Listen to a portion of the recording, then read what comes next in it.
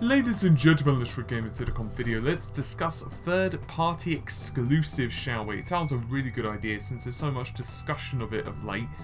We're going to be starting things out with Call of Duty making a switch for the PlayStation 4 for its competitive scene, and then we're going to be discussing things which Phil Spencer has actually brought up, where he says that it's not because Sony are actually the biggest selling console.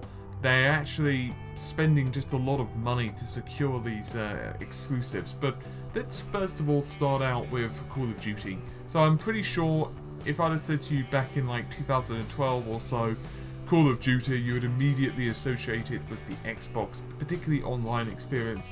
We've of course already learned that PlayStation owners are now going to be the ones getting DLC early for Call of Duty, which is something I don't really agree with, and I really hate that practice incidentally.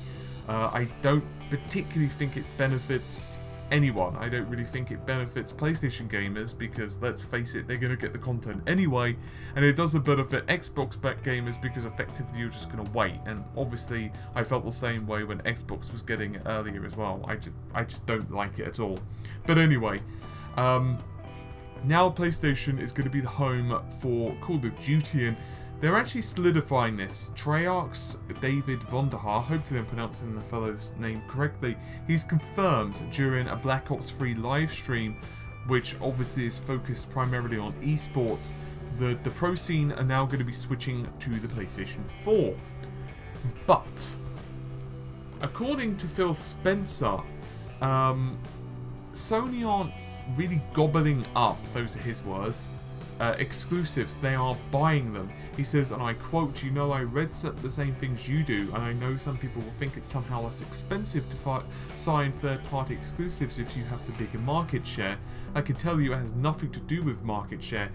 When you go into a deal with a third party, the third party has its own view of the global market share and the value of it, and they should think about their assets and how valuable they are, just like anyone else when they're selling their goods. I ran a first party before I took the job of the head of Xbox," says Mr. Spencer. I was cherry-picked to do this job. I think people would have expected that my focus be on the first party. My view is there are some bellwether companies out there in terms of first party games like Nintendo, which have incredibly strong IPs and a breadth of character and games to play with, which allows them to do a great job in lighting up people's interests. Now, obviously, Microsoft have stated a couple of times that, you know, we're not so much interested in buying necessarily third-party exclusives. We're more interested in actually making really good first-party experiences, which is kind of a fair point.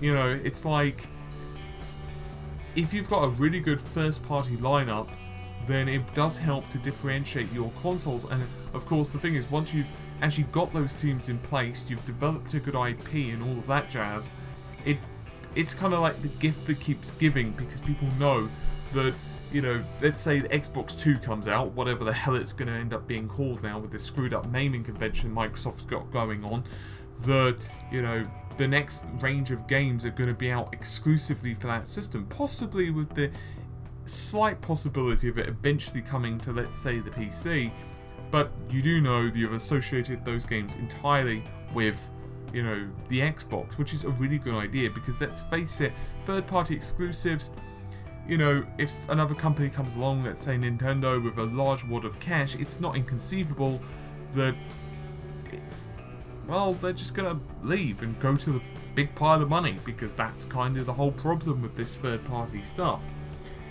But from the perspective of gamers, it's a bit of a mixed bag, because third-party definitely helps to sell consoles, because if you've got an established IP, like a really well established one, just for the sake of argument, Call of Duty or Mass Effect, and, you know, if you can say that you've got one of those games exclusive for your system, people have already a relationship with that series. They have a relationship with the characters, or with the gameplay, or with their previous memories of the title, and therefore they know that that's probably not necessarily going to sell a system, but it's at least going to be a good indicator that someone's going to remember that, and they're going to say, hey, you know what, this system has that game that, you know, the sequel to that game, or it's going to be getting content early, or it's going to maybe get some exclusive missions. But my point of view as the gamer is that I really hate that stuff. I mean, I don't necessarily have problems with third-party exclusives. Let's say, for the sake of argument, if a studio are getting a large portion of funding, but I kind of start disliking it when you start getting exclusive missions because it's on the PlayStation, therefore you get exclusive missions. Or let's say, for the sake of argument, you get early DLC access or what have you.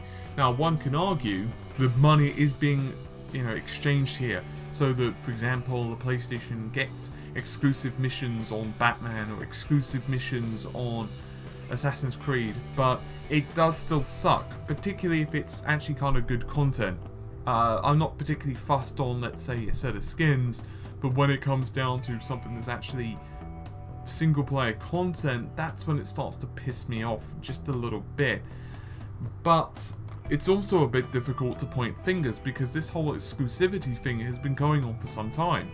It's not like now Sony and Microsoft are playing the game, or it even happened back in the days of the, let's say, Xbox 360. This has been going on for bloody ages, where obviously money changes hands, or a studio simply prefers to work with a different console manufacturer or a developer simply because that's what they know, or they're more comfortable with the hardware, or what have you. It's just kind of how it is.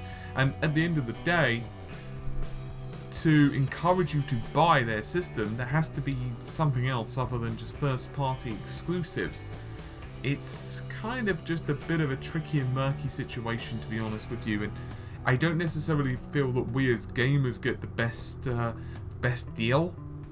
I know some people love this whole third-party exclusive thing. I kind of don't, but I do understand it. Also, please understand that we're not necessarily talking about games such as Street Fighter V. With SF5, as you know, Capcom, to be basically honest, they just couldn't afford it. They just could not afford to produce that game by themselves. So Sony effectively had to say, hey, here's some money, produce us a fighting game.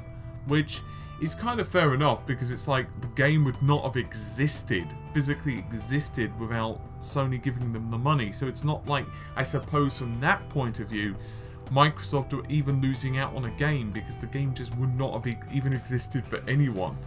And of course, it technically will be available for the PC as well, so I guess it's not really platform exclusive, it's console exclusive, which I guess doesn't really help the Xbox owners either. It's a really screwy situation, to be honest with you, and I'm not really sure how I feel about it. Let me know what your thoughts and opinions are on this one. I always go backwards and forwards on platform exclusives, or more specifically third-party exclusives. As I said, I really hate exclusive DLC, I hate time-locked DLC and all of that jazz, but when it comes to something like Street Fighter V, I really have difficulty kind of finding fault with it, because I guess arguably no one would have played it anyway, but that's just my opinion. Let me know what you think of this one. Anyway, hopefully you've enjoyed the video, I'll see you soon, take care, bye for now.